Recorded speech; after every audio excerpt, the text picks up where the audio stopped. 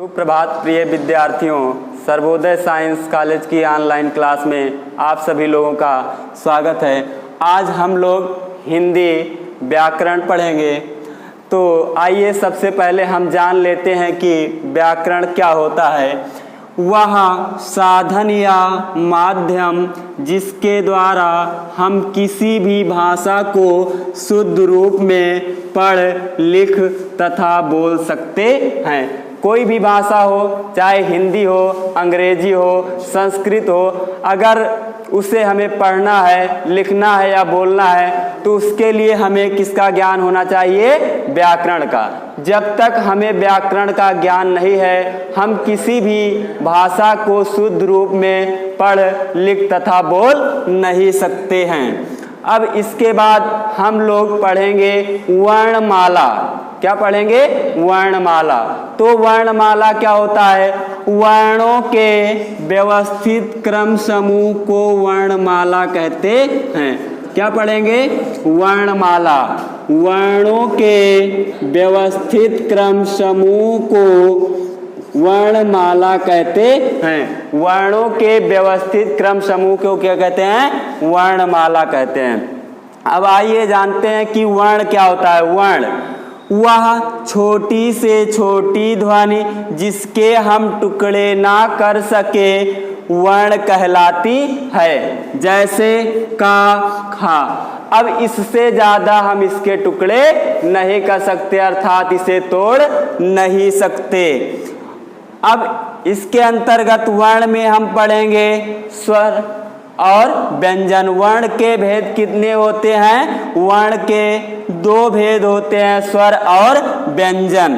स्वर किसे कहते हैं? जिन वर्णों को बोलने में हमें किसी अन्य वर्ण की सहायता ना लेनी पड़े उसे स्वर कहते हैं।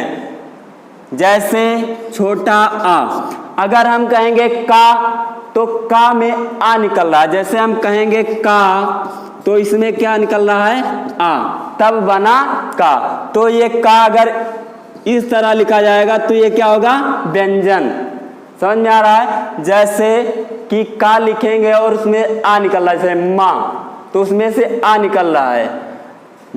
जिन वर्णों को बोलने में किसी अन्य वर्ण की सहायता नहीं लेनी पड़ती उसे स्वर कहते हैं, और जिन वर्णों को बोलने में किसी अन्य वर्ण की सहायता लेनी पड़ती है उसे व्यंजन कहते हैं। अब आइए हम लोग जानते हैं स्वर के भेद।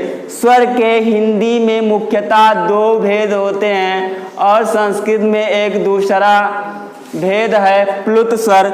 तो सबसे पहले ह्रीश्व स्वर। ह्रीश्व माने क्या होता है? छोटा, और दीर्घ माने होता है बड़ा।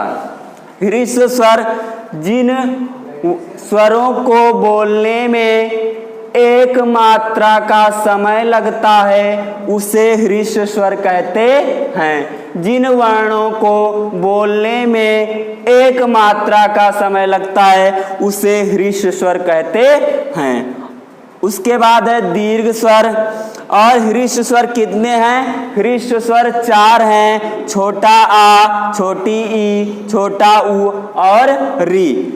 दीर्घ स्वर जिन स्वरों को बोलने में दो मात्रा का समय लगता है उन्हें क्या कहते हैं? दीर्घ स्वर कहते हैं। दीर्घ स्वरों की संख्या 7 है। बड़ा आ, बड़ी ई, बड़ा उ, ए, आए, ओ, आओ।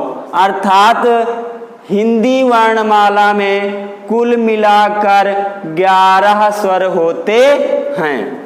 इसके बाद हम अगले वीडियो में व्यंजनों के बारे में पढ़ेंगे, अर्थात व्यंजनों के भेद पढ़ेंगे। धन्यवाद।